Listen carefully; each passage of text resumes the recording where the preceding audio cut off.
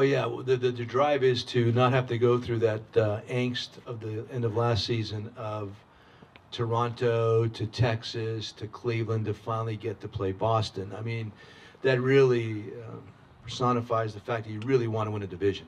I mean, and I believe we definitely can win our division this year. Like I think that every year, but I totally believe it this year. And I think it's important to really understand that having gone through what we did last year, and again, we're talking about the continuity, a lot of guys being back.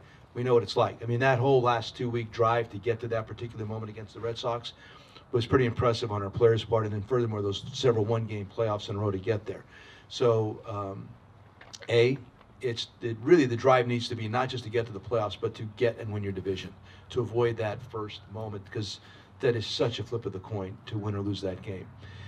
Beyond that, I think we have to really start creating the mindset, not just to get to the playoffs, but to take it deeper and to get deeply into it. And of course, your goal is always to win the World Series, to play the last game of the year and win it, to eat last. I want us to eat last this year, and that's the big thing. So it's a fine line, because when you're talking about process, you're talking about one day at a time, and you're talking about all the right things psychologically that get you there. You got to be careful to not just talk only about we want to win the World Series. Of course, everybody does, but how do you do that? What is the process that entails to do that? And that's where we have to really stay focused.